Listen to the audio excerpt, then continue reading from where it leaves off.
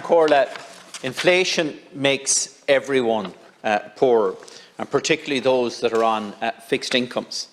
And I want to just focus on one aspect of inflation, and that is the issue of energy inflation.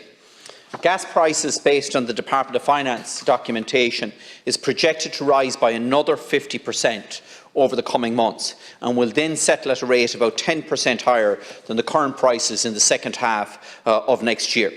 And that's going to have a significant knock-on impact on electricity prices here in Ireland. And electricity prices have gone up far more significantly than any other fuel cost in this country so far this year. And part of that is because of the speculative data centre development for companies that are not employing anyone here in Ireland. The cost of providing green electricity to them, the cost of physically providing the grid connections to them. On top of that, we have speculators who are profiteering on renewable energy developments. Just last month, there was a newspaper report regarding an Australian infrastructure giant called Macquarie, who are buying up the rights to develop an offshore wind farm 5 kilometres off the Connemara coast. That's the rights that were handed over by the Department of Energy to the previous developer. And what's the state getting for that licence? Absolutely nothing. And who will ultimately pay for that? Families and electricity customers right across this country will be the ones that will ultimately pay the price for that.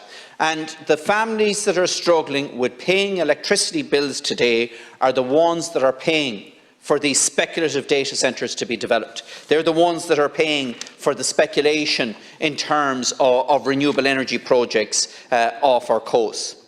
On top of that, we have the impact of carbon taxes. Now, in relation to electricity, that is levied at EU level through the emissions trading system. But we're disproportionately penalised for the use of oil, coal and gas, fossil fuels, in the generation of our electricity. And at the same time, electricity customers here are losing €176 million in charges that they have already paid for the 2 power stations in Lanesborough and Shannonbridge that could be burning biomass for the next decade, helping to address the electricity shortfall that we have in this country at the moment over the winter period, as well as reducing the carbon tax levied on electricity, just like it's older, the two plants' older sister, the Eden Dairy plant, what it's doing today.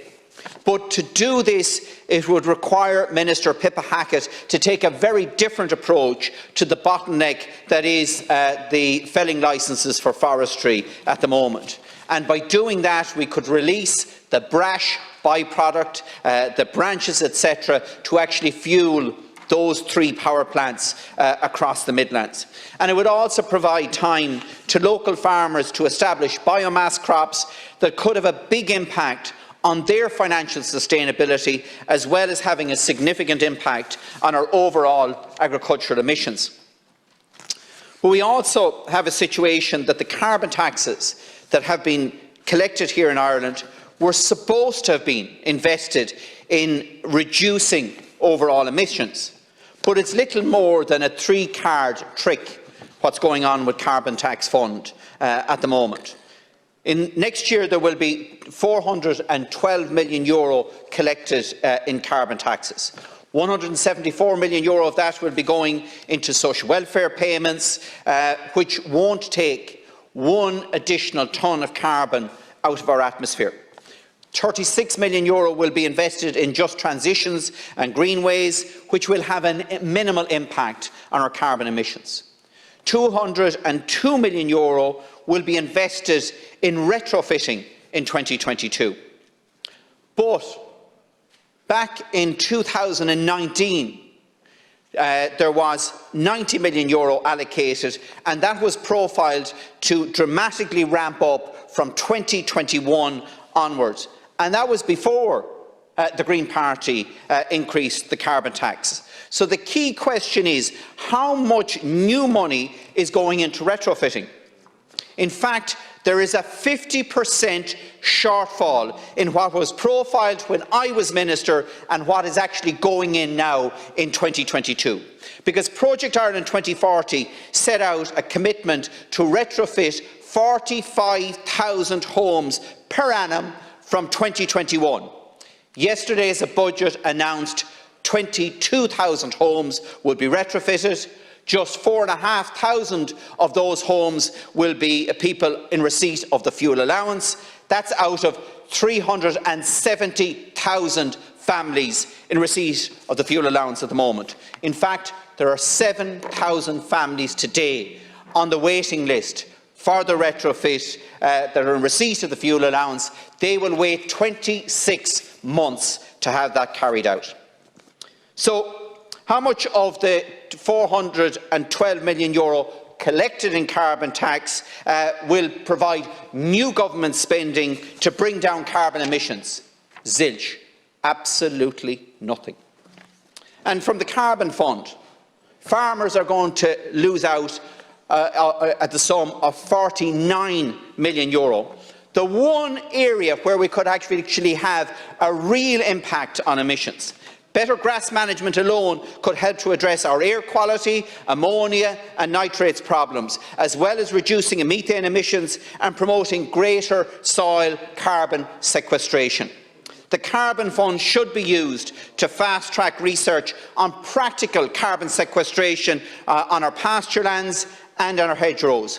Nothing is going into that. We should be investing in a suckler cow environmental scheme. We propose that it should pay out €200 per animal on 20 cows for sustainable suckler beef production, along the lines of the Smart Farming Initiative. And in some cases, farmers have seen a 20% reduction in their environmental emissions, which is twice the current target that has been set by the Department of Agriculture for the agricultural sector. And just very finally, we have 3.7 million sheep in this country. Farmers are giving away wool for nothing, and yet there is a shortage of insulation in this country to retrofit homes. Surely it's about time we connect up the dots.